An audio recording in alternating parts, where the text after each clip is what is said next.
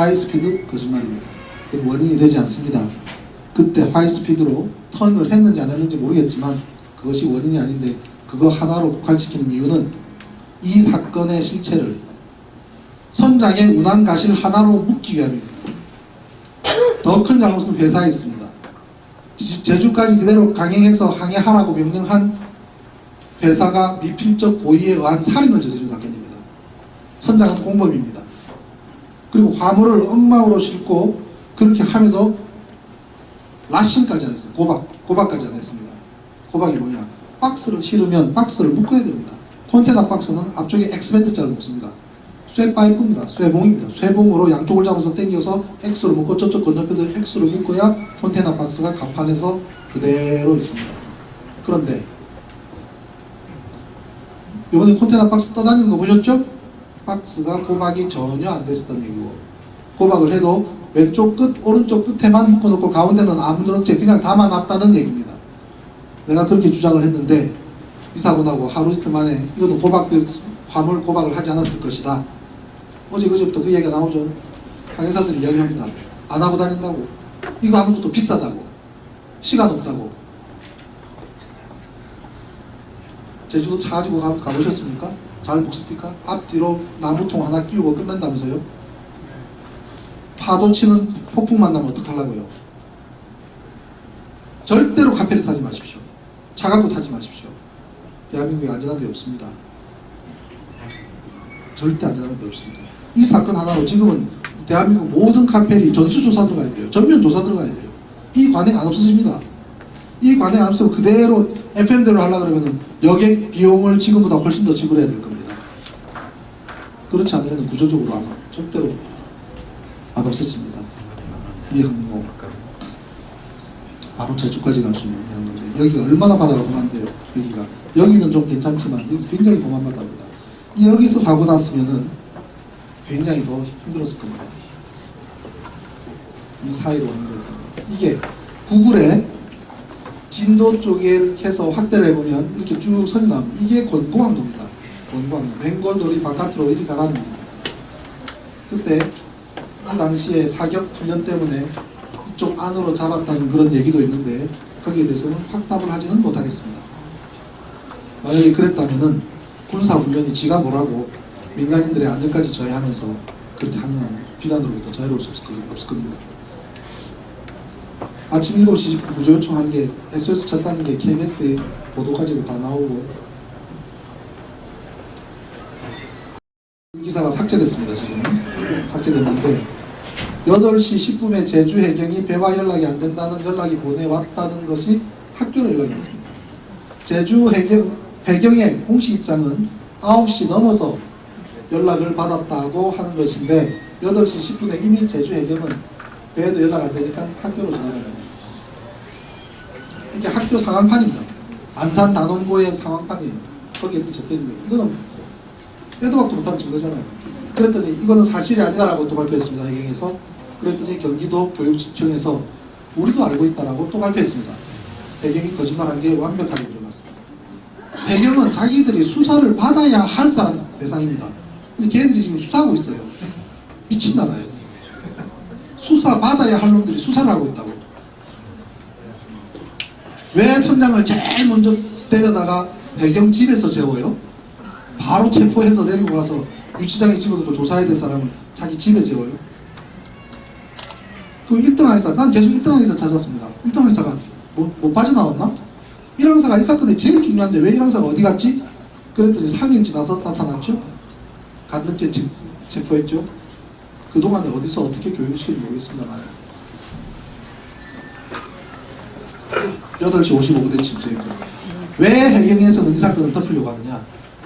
7시 10분에 전화를 받아서 했다면 사고가 나기 시작한 침수가 급격하게 일어나기 시작하는 8시 55분까지는 2시간의 시간이 있었는데 대한민국 해경이 2시간 동안 이 배의 안전을 위해서 한 게 아무것도 없다 이 말입니다. 그러니까 그걸 감춰주려고 애를 썼던 거예요. 그러니 한 번에 꺾다가 자빠졌다고 이야기를 하는 거예요. 선장이 운항가실로 이 사건을 덮으려고 하는 거예요. 고질적인 문제인데 화물을 쓰는 문제인데 그 이전에 배를 개조할 때부터 문제인데, 선주사와 조선소와 KR 한국선급협회부터 승인 날 때부터 문제입니다. 시간의 문제지 언젠가는 사고가 날 수밖에 없는 선박을 만들어 놓고 마치 우발적인 사건인 것처럼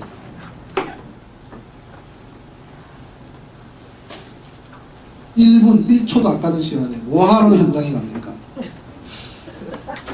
제가 MBN 빨리 넘겨요. 배기 싫어요. MBN에 생방송에 나왔었거든요. 갔는데 한참 토론하고 있는데, 얘기하고 있는데 갑자기 딱 화면이 바뀌더니 이 장면 나오더니 5분 동안 앵커 두 분이 대통령께서 오셨습니다. 격려하십니다. 속에서 열불이 나거든요. 딱 끝나고 저한테 마이크가 딱 오더라고요. 대통령이 이거 뭐하러 갑니까? 그래서 바로 1분도 아깝고 1초도 아까운데 거기 가면은 모든 사람이 수색이 중단되고 보고하느라고 바쁘고 보고서 쓰느라고 바쁘고 교통정리하느라고 바쁘고 말이 되는 얘기입니까? 이 나라가 개념이 있는 나라입니까? 한 사람이라도 더 살려 수습 다 하고 시승 다 하고 나서 가면은 모르겠어요. 수고하신다고 안타깝다고.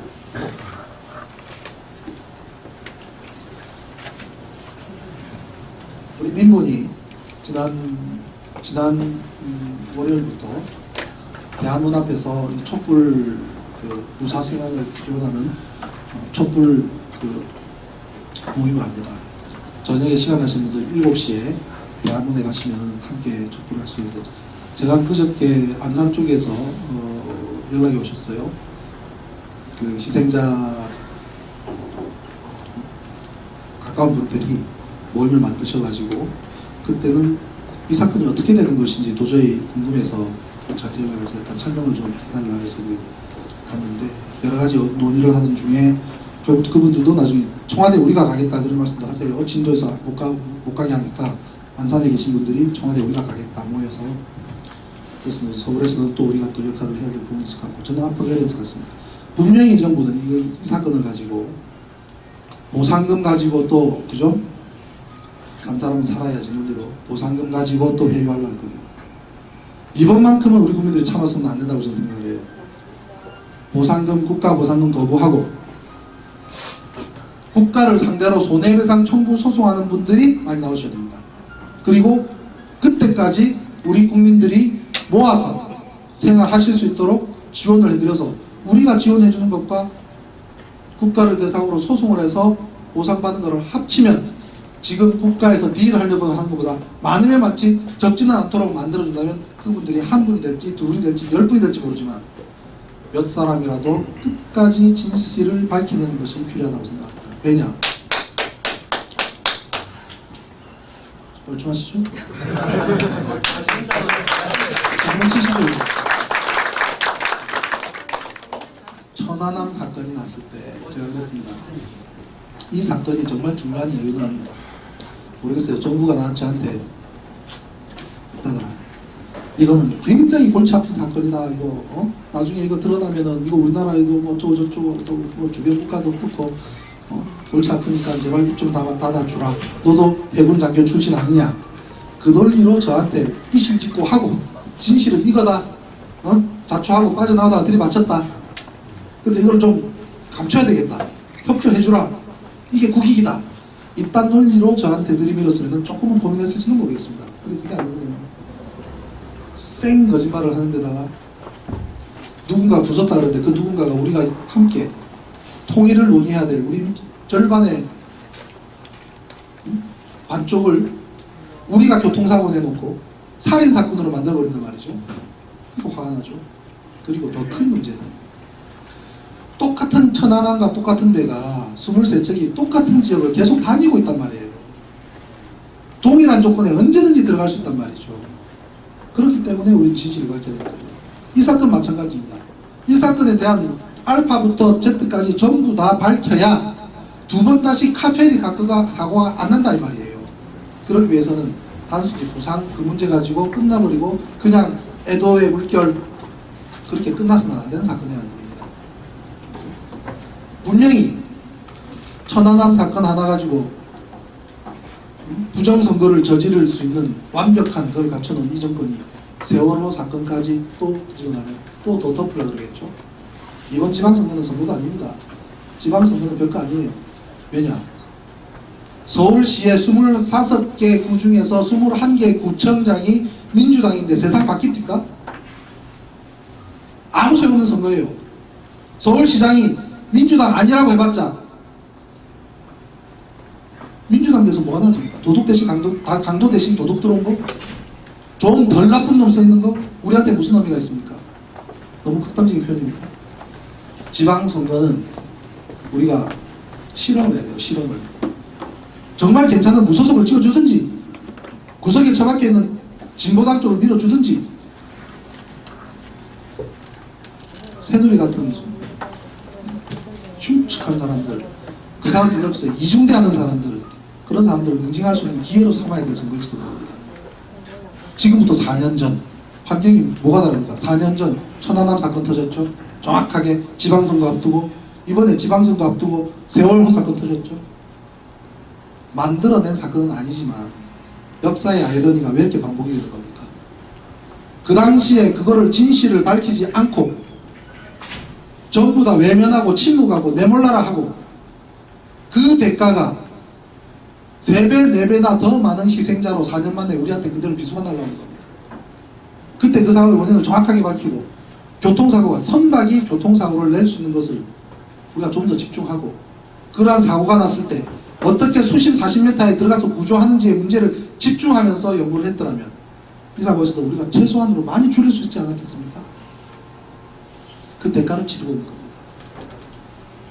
4년 전에 그 사람들은 지방선거하면서 오세훈이 이재명 한명숙한테 압도적으로 이긴다고 여론조사를 조작을 합니다. 조작입니다. 조작. 보세요. 불과 사흘 뒤에 208만 표와 206만 표를 결정날 0.1%밖에 차이 안 나는 선거가 3, 4일 전에 어떻게 해서 18%가 차이가 나냐고요. 그것도 한겨레 신문에. 한겨레 신문은 헛돈 쓴 겁니다. 자기들 돈 들여서 여론조사를 했는데 이 여론조사 기관이라는 녀석들이 18% 차이 난 거를 다른 거하고 너무나 유사하지 않습니까? 모든 여론조사 기관이. 그런데 2%밖에 차이 안 났다고요. 2%가 뭡니까? 0.2%. 208만 표에 2만 표기 때문에 0.1%라고 0.1%. 여론조사 기관을 장악을 합니다. 여론조사 기관 발표 절대 믿지 마십시오. 인간의 심리라는 게 또 그 발표 나오면 또 솔깃합니다. 25개 구 중에 21개 구를 싹쓸이를 했는데 왜 시장이 집니까?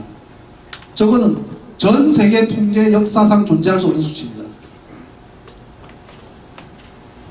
구청장을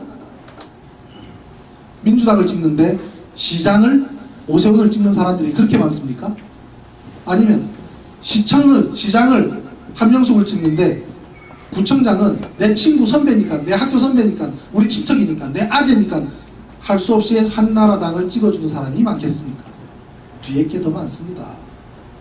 갖다 치더라도 똔똔이에요. 그런데 25개 구에 21개 구를 싹쓸이한 서울시장을 뺏긴다는 게 말이 아니에요. 통계적으로도 있을 수가 없습니다. 대한민국 역사상 한 번도 구청장 선거에서 승리한 정당이 시장을 뺏긴 사례가 없습니다. 그런데 2만 표 줬습니다. 2만 표. 어떻게 줬을까요?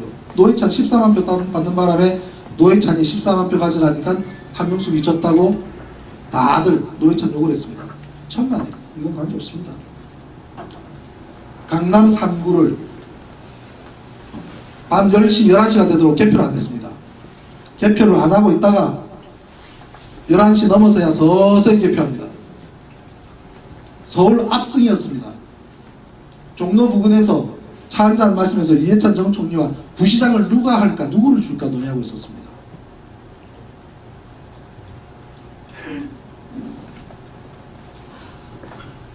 새벽 1시에 이해찬 총리가 말을 합니다. 강남 3구 어떻게 되는가 전화 한번 해봐라. 강남 3구에 전화를 했더니 참관인이 한 명도 없는 거예요. 민주당 참관인이 다 사라졌어요. 새벽 1시 이후에 새벽 1시부터 새벽 5시까지 참관인 없이 선거하고 인구가 제일 많은 여기서 승리를 하면서 한명숙 총리가 2만 표 지는 걸로 새벽 5시에 발표됐습니다. 지금 기사가 빠졌는데 새벽 2시까지 이겼습니다.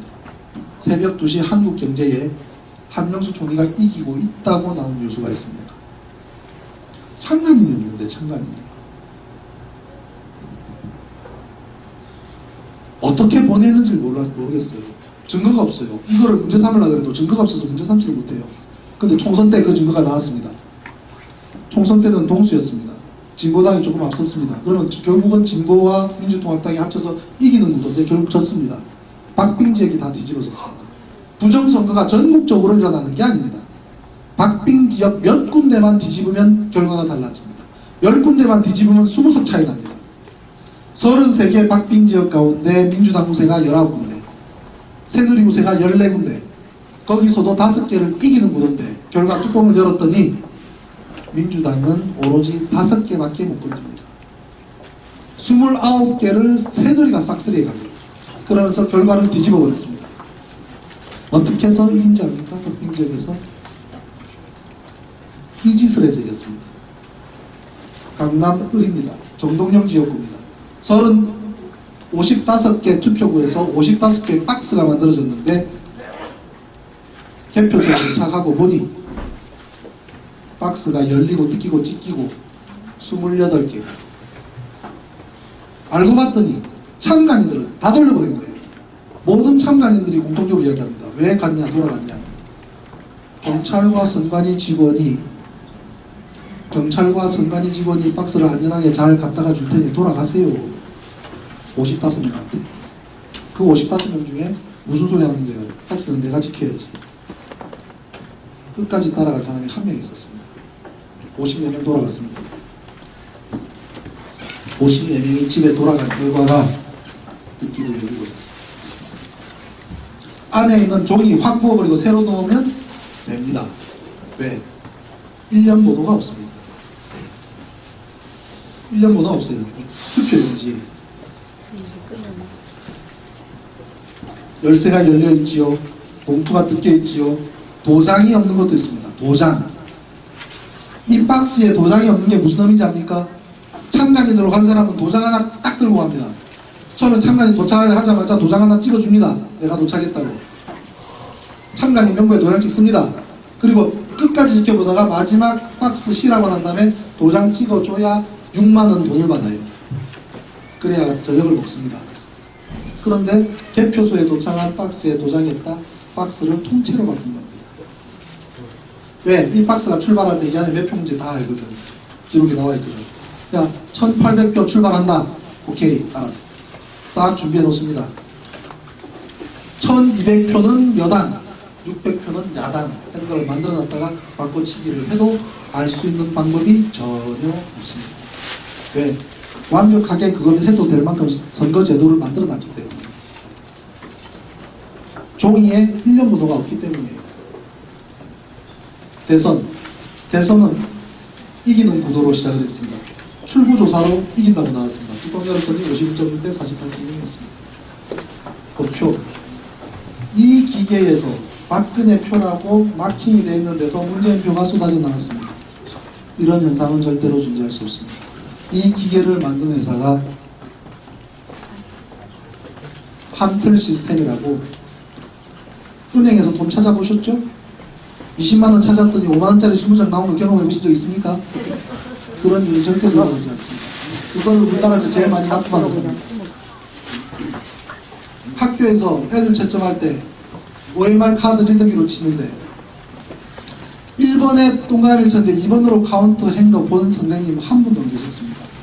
제가 부정선거만 해도 천안함 부정선거 합쳐서 전국에 160번 정도는 내가 강연을 보게 되는데 학교 선생님한테 꼭 물어봅니다. 그런 사례 본 적 있냐고. 한 번도 없습니다. 단 한 번도. 그런데 7개 중에 하나 선택하는 게 이렇게 개판으로 나와요? 안 되죠. 이유를 물었더니 날씨가 추워서랍니다. 날씨가. 중앙선관위 공식 답변입니다. 1년 번호가 없습니다. 이게. 원래는 이렇게 돼야 됩니다. 이렇게 돼야지 확인이 되죠. 출장표. 모든 1년 번호는 찢어낸 곳과 남아있는 곳에 1년 번호가 남아있어야 내 1년 번호가 몇 번인데 이거 그대로 있는가 보냐 소송이라도 하죠. 1년 번호가 없으니까 소송도 못해요. 저 종이를 10장을 집어넣어도 알 방법이 없습니다. 그러니 전국적으로 100명이 투표를 했는데 105장이 나오는 것이 수두룩한 거예요. 이게 대한민국이에요. 선관위 공식답이 날이 춥답니다. 알래스카는 투표도 못하겠네요. 이게 월말 카드 리더입니다. 50문항 수능 같으면은 50개 6가지 300개를 체크해도 에러 한 번 안 납니다. 에러 있다고 오는 학생들이 있으면 자기가 잘못했거나 2개를 쳤거나 희미하게 쳤거나. 우리 오늘 대학생들 오셨죠? 대학생들 엊그제 수능시험 쳤잖아요. 이런 거 학교 다니면서 OMR 카드 리더기 잘못된 거 본 적 있습니까? OMR 이거 채점 잘못해서 들고 간 적 있어요? 교무실에? 누구 잘못으로 판명 났습니까? 기계 잘못입니까? 그게 아니겠습니다. 기계는 거짓말 안 합니다. 만약에 저런 게 잘못이라면 10,000원짜리 찼는데 50,000원짜리 튀어나와줘야 됩니다. 10,000원인지 50,000원인지 구분하는 능력과 이것이 진짜 돈인지 가짜 돈인지 구분하는 것까지 가능한 그런 기계를 만드는 회사가 이거 하나 못한다 그러면 말입니다. 그 회사는 망해야 되죠. 그런데 이것만 나오는 게 아닙니다. 여기서는 이렇게 나오고 요 뒤에서는 미분류표라 그래가지고 800명을 세하는데 1200장을 헤아리고 있는데 600장만 분류하고 600장은 분류 못하겠다고 튀어나온 것들이 밑으로 튀어나옵니다. 어디서? 강원도에서 집중적으로 했습니다. 또 누가 처리한지 압니까? 선관위 직원이 싹 가져가서 지가 손으로 나눕니다. 어디에다 어떻게 나누는지 모르죠. 그 고무줄을 탁 묶어버립니다. 참관인들이 이렇게 모여서 개표를 하기 전에 다 모여있으면 방송이 나옵니다. 방송에서 뭐라고 하냐면 일단 고무줄로 묶은 것은 절대로 손을 대서는 안 됩니다. 선관위 직원이 와서 고무줄로 탁 튕기면 그 다음부터 누구도 손을 대서는 안 됩니다. 제일 껍데기에 홍길동이 딱 붙어있으면 그 밑에가 전부 이 걱정이라도 손 못 댄다 이 말이에요. 그게 뭉치 단위로 헤아려서 통계 올라가고 어디가 모아졌다가 그날 밤에 싹 버리고 새로 갖다 놓으면 아무도 알 수가 없습니다.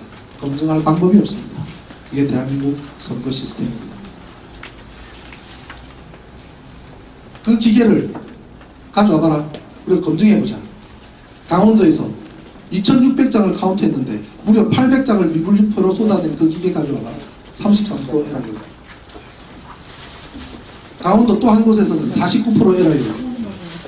1200장을 카운트했는데 600장만 카운트하고 600장 카운트 못한 기계가 가져와봐라.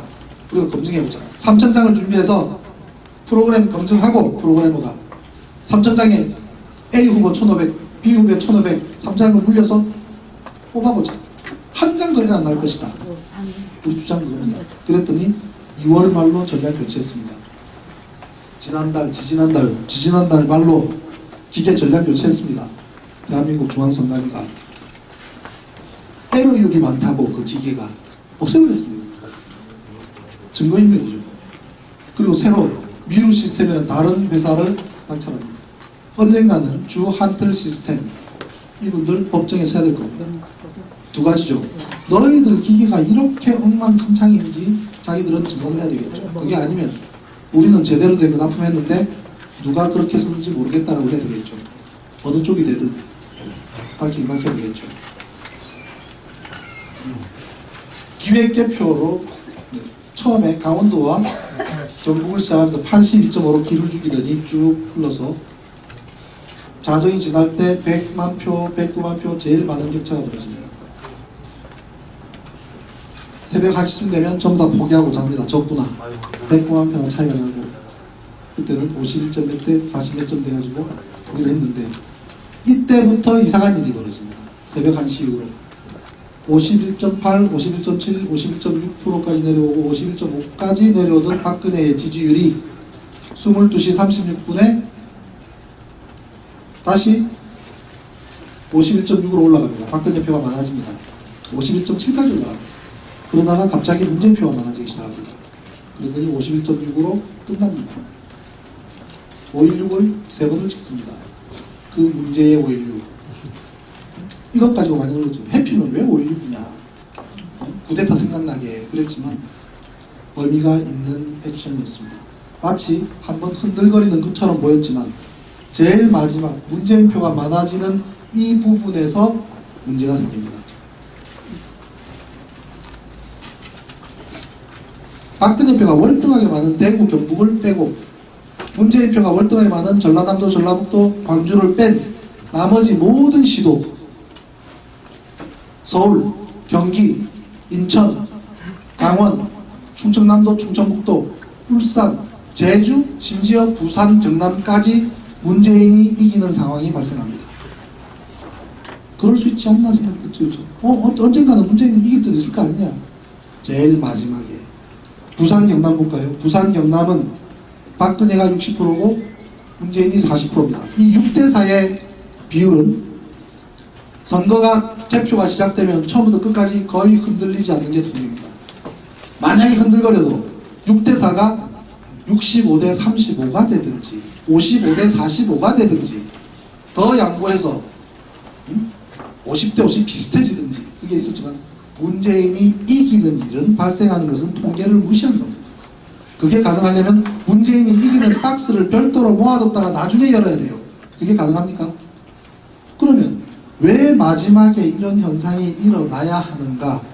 그것은 51.7%까지 간 박근혜 지지율을 51.6으로 0.1% 낮출 수밖에 없는 필연적인 사건 때문에 그렇습니다. 그래서 저는 저 현상 가지고, 저 이상한 괴상한 현상 가지고 소설을 써봤습니다. 51.6%를 약속했구나.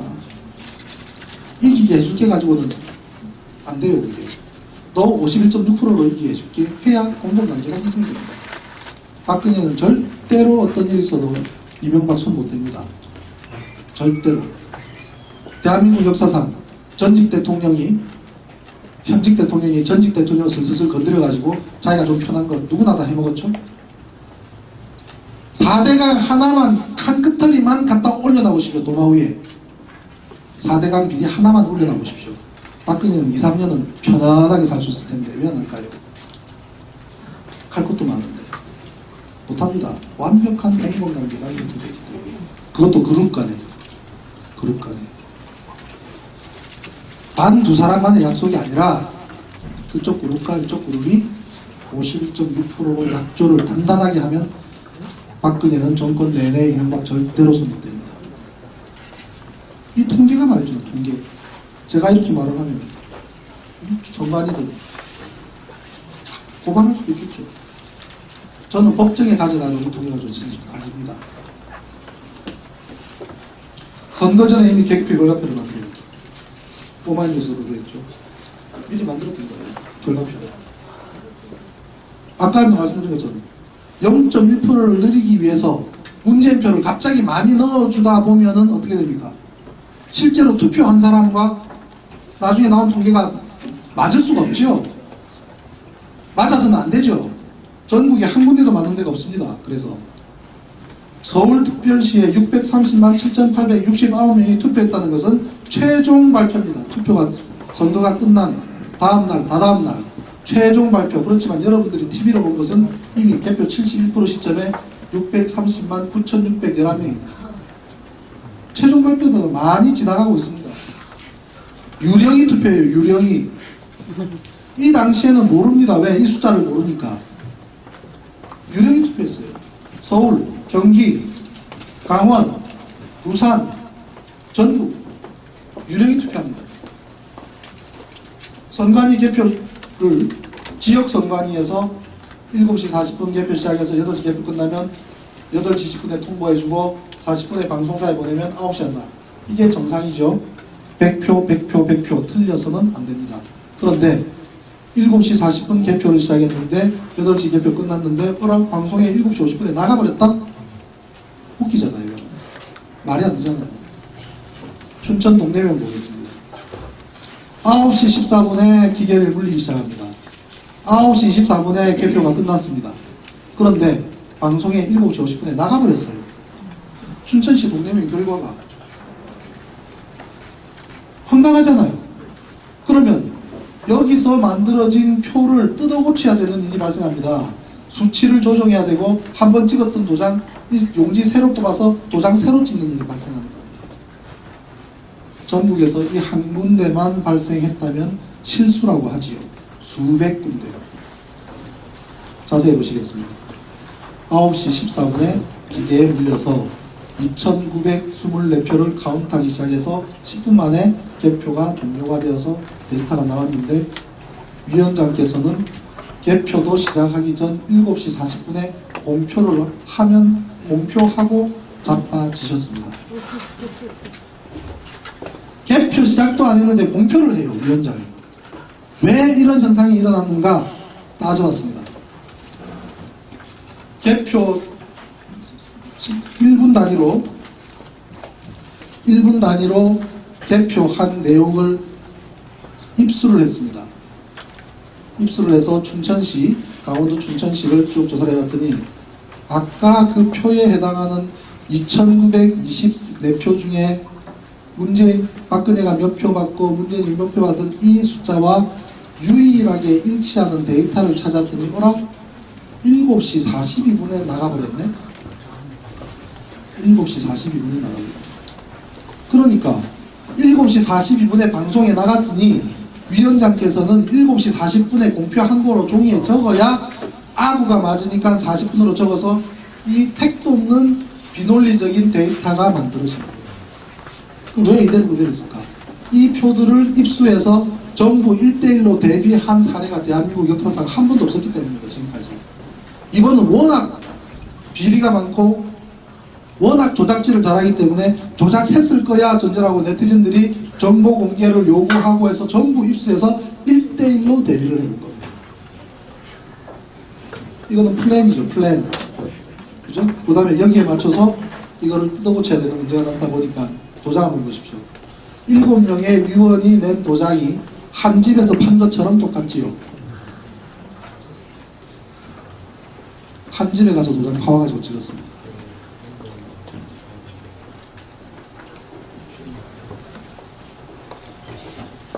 도장도 제대로 조작 못하고, 자, 이제부터 도장 쇼를 보면 이제 강연 끝나겠습니다. 그 못 같죠, 그죠? 폰트가 똑같잖아요. 지역이 다르니까.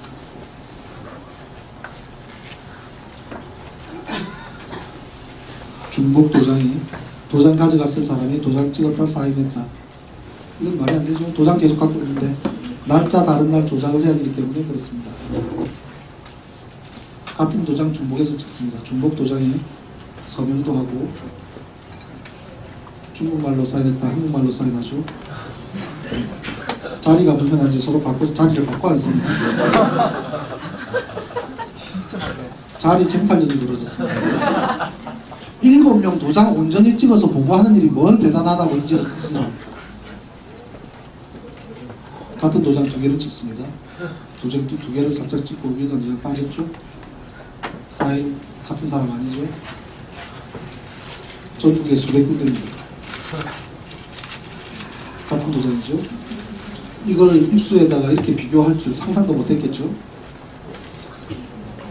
처음에는 힘이 있는데 배가 고파서 쪼그라들었습니다. 광주 북구 위원장 도장이 빠졌습니다. 요거는 애교로 봐주고요. 요 도장이 뭔가 민주가 많이 묻고 적게 묻은 차이가 있는 것 같은데 비교를 해봤더니 같습니다. 틀립니다. 광주 북구 위원장은 이 나라 선거제도 이상해요. 왜 지역 선관위원장은 지역 부장 판사가 해야 되는 겁니까? 가장 보수적인 인사. 광주 북구 선관위원장은 그 지역 부장판사 최인규 부장판사. 그런데 이 광주 북구는 106장의 종이가 만들어집니다. 이 도장 찍힌 데가 75군데고 이 도장 찍힌 데가 35군데가 나왔습니다. 이 도장과 이 도장이 달랐습니다. 최씨 성을 가지신 분들의 특징인 것 같습니다. 도장을 파면 최가 이렇게 긴가 봐요. 최인규. 그런데 이 도장을 다시 찍으려고 해요. 왜 31장이냐면 106장이 만들어진 광주 북구의 최종 결과가 2만 표나 3만 표가 차이가 난다면 2만 표, 3만 표를 분산해서 어딘가 나눠줘서 맞춰야 되잖아요. 전부 다 뜯어고칠 수 없으니 한두 군데만 하면 10,000명씩 주는데 인구가 10,000명이 갑자기 늘어난 게 말이 안 되잖아요. 그러니 최대한 나눠서 주기를 31명 한 개를 나눠서 주고 31개의 데이터를 다시 뜯어고치고 도장을 새로 찍어야 되는 일이 발생했는데 부장판사님 도장을 다시 찍으려니까 힘들었던가 봐요. 31장 다시 찍어야 됩니다. 왜 찍지? 조작이잖아요. 그죠? 그때 찍었는데 왜 또 찍지? 다른 타 시도는 협조를 했는지 모르지만 광주 쪽은 협조가 잘 안 됐을지 모르겠습니다. 도장을 파기로 결정을 하고 판단하는 것이 내자인 줄 알고 최인규인 줄 알고 내자를 판정합니다. 그래서 도장을 조작하다가 들킨 사건입니다. 제가 저걸 가지고 강주북구 선관위원장을 검찰에 고발을 했습니다. 춘천에는 아까 그 사례를 들어서 춘천위원장도 같이 고발을 했습니다. 2월 5일날 고발을 했는데 아직까지 고발자 조사도 안 해요. 이거 법정에 가면 어떤 일이 생긴 줄 압니까? 판사가 자기가 판결 내려서 자기 목을 쳐야 되는 일이 벌어집니다. 부장판사잖아요. 부장판사. 부장판사가 이 조작질의 총책임을 자기가 알았든 몰랐든 통화를 했습니다. 부장님 이 사실 아십니까? 모릅니다. 어느 게 부장님 도장입니까? 이 도장입니다. 그럼 이 도장은 뭡니까? 알아보겠습니다. 알아보고 난 다음에 다시 통화했습니다. 어떻게 된 겁니까? 선관위 직원이 이걸 만들어서 파서 찍었네요. 녹음까지 했습니다. 완벽한 부정이죠. 빼도 박도 못한 부정이죠. 통합진보당이 부정선거 문제에 나서라고 내가 1년을 내가 공을 들였습니다. 이거 고발한 거를 고발장을 드리니까 우리 이정희 대표께서 역시 법조인이시니까 고발장을 보셔야 이가 빠르셨던 거예요. 인정. 통합진보당 내에 부정선거 대책반을 가동을 하기 시작했습니다. 몇 주 전부터. 그래서 위원장분이 어느 어머니께서 위원장을 맡으시고 제가 풀로서 설명을 해서 4월 중에 세미나를 하기로 약속까지 했는데 지금 세월호 사건이 터지면서 그분이 또 세월호 또 함께 만든 바람에 스케줄이 조금 끄긴 했지만 그래도 국회에서 들여다보기 시작했습니다. 이거 법정으로 가면 우리나라 부장판사급 30명 내지 40명은 목이 날아가야 됩니다. 사법 대란이 일어납니다. 그러니 조사도 안 합니다. 조사도 안 해요. 부정선거를 막으려면 어떻게 하면 되냐합니까? 여당 참관입니다. 이쪽 계신 분. 이쪽 계신 분은 야당 참관입니다. 투표합니다. 박스 갖다 놓고 투표를 합니다. 아크릴 투표를 합니다. 아크릴 박스를 갖다 놓고 속이 훤히 보이는 거. 이 박스는 절대로 움직이면 안 됩니다. 개표장 갈 필요 없습니다. 투표를 다 하고 난 다음에 양쪽으로 갈라시시고 가운데 큰 탭을 하나 놓고 쏟아붓습니다. 그 자리에서 5분씩 나와서 10명이 정리를 하고 CCTV 돌리고 뒤에서는 너무 다 바라보고 나왔을 때 전부 다 확인시키고 하면 전국이 1시간 만에 개표 끝납니다. 왠지 압니까? 투표소가 13,500개 투표소가 13,500개에서 3천만 명이 투표합니다. 한 투표소 몇 명 투표하는지 압니까? 2,222명이에요. 평균. 자, 도서지방이 있기 때문에 1,000명 하는 것도 있고 3,000명 하는 것도 있겠죠. 맥시멈 3,000명 해봐야 100만원짜리 묶음 30개면 요 테이블에 하나만 가득 찹니다. 그죠? 3,000장 손으로 헤아리고 확인하는 거 여기 계신 분들이 해도 지역 주민이 축제처럼 해도 1시간 만에 끝난다고요. 투표소에서 개표하면 선관위 필요 없습니다.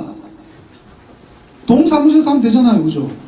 동사무소에서 용지 만들고 1년 번호 찍어 만들고 투표할 사람 명부 확인해서 투표하게끔 하면 되잖아요. 동사무소 우리 주민센터가 전국에 3,500개입니다. 주민센터가. 문화센터는 얼마나 많습니까? 경로당은 얼마나 많습니까? 그거 다 합치면 수만 개입니다. 수만 개. 왜 종교단체에서 투표를 해야 됩니까? 편향성 있는 종교단체에서 왜 합니까? 공적인 문화공간에서 얼마든지 투표할 수 있고 거기서 얼마든지 개표할 수 있습니다. 자, 개표 끝나면 우리 몇 투표구는 누구 몇 표 누구 몇 표 인터넷에 딱 올리는 순간 끝이에요. 검증 가능하잖아요. 우리 지역에서 우리가 투표한 결과 우리가 알면 다른 것도 똑같은 조건이기 때문에 절대로 부정이 있을 수가 없잖아요. 실시간으로 집계 금방 끝나잖아요. 투표 끝나고 2시간 이내에 발표가 나오면서도 부정 하나도 없을 수 있는 게 투표소에서 개표하는 겁니다. 왜 안 하느냐? 그렇게 하면 부정을 못하니까. 이유가 그거 하나밖에 없습니다. 지역 선관위 없애버려도 돼요. 동사무소에서 해도 돼요. 맡아도 돼요. 중앙선관위도 없어도 돼요. 프랑스, 독일은 투표 박스를 움직이면 불법입니다. 호주는 투표 안 하면 벌금 매깁니다. 독일은 투표 용지에 낙서해도 받아줍니다. 이 사람이 누구를 찍었는가만 명확하면 다 됩니다. 애매하면 불러서 다시 하라 됩니다. 그런 나라가 선진국입니다. 박스를 왜 옮겨요? 왜 뜯고 저 짓을 합니까? 고발장입니다. 이번 지방선거에 우리가 법은 고치지 못하지만 총선 대선 때는 우리가 다른 제도에서 투표를 해야 될 것입니다. 지금 세월호 사건 하나만 하더라도 도저히 국가가 왜 필요합니까? 국민을 살리는 거 아닙니까? 어린아이를 데리고 자살하는 새 모녀, 그 가슴 아픈 사건, 자식을 놔두고 부모가 함께 동반 자살하는 사건, 내 자식한테 부담 주기 싫어서 극빈자 신청하라고요. 절차도 까다롭지만 할 줄 몰라서 안 하는 것이 아니라 그 상황까지 내가 몰렸다는 것이 비참하기 때문에 목숨 끊겠다고 생각 안 합니까? 그죠? 그분들한테 가야 될 돈, 국가가 존재하는 것은 국민이 있기 때문이에요. 국민이 있어야 국가가 존재합니다. 국민 없는 국가 맞습니까? 그럼 국민 한 사람 한 사람은 국가 입장에서는 보물 같은 존재고 보석 같은 존재입니다. 그 한 사람을 왜 비참하게 만듭니까? 그 한 사람 한 사람이 비 맞지 않을 권리, 굶어 죽지 않을 권리, 입을 권리, 일할 수 있는 기본적인 권리는 국가가 보장해야지 그 국가죠. 그 돈을 가지고 강바닥을 팠단 말입니다. 그 돈을 가지고 미친 새끼가 강바닥을 팠어요. 그 돈으로 수십조를. 그런 데 쓰는 게 국가입니다. 한 사람을 구조하기 위해서 10사람을 보내는 이유가 뭔지 압니까? 10사람이 다 희생될 수가 있어요. 그래도 한 사람을 구하기 위해서 10사람을 보내는 이유는 국가가 당신들의 생명을 책임진다는 걸 보여주기 위한 거예요. 그게 국가가 할 일입니다. 그 믿음이 있어야 그 국가 안에서 국민으로 있는 자부심을 갖는 겁니다. 지금 하는 거 보십시오. 30m, 40m, 37m 들어갔다 나오는 것도 못해요? 그게 국가입니까? 우리한테 선택권입니다. 우리가 선택하는 권리, 민주주의, 투표를 통해서 우리가 잘못된 것을 바로잡고 우리가 잘못된 선택을 다시 새롭게 하고 하는 그 기본적인 우리의 인간으로서의 권리, 그 속에 우리의 문화와 경제와 통일과 외교와 우리의 미래, 우리 자식 새끼들의 미래가 달려있는데 그걸 조작질을 해요? 절대로 용서해서는 안 됩니다. 이번 선거는 우리가 선거 제도를 바꾸지 못한다 하더라도 이번 선거는 실험하십시다. 정치 실험하십시다. 이런 것을 조작질한 사람, 이런 데에 눈 감고 있는 사람, 외면하는 사람 다 응징합시다. 서울시 25개 구 가운데 21개구가 민주당이 해도 세상 바뀌는 거 없다니까요. 정말 괜찮은 사람 찾아서 우리가 표를 줍시다. 긴 시간 들어주실 것 같아요.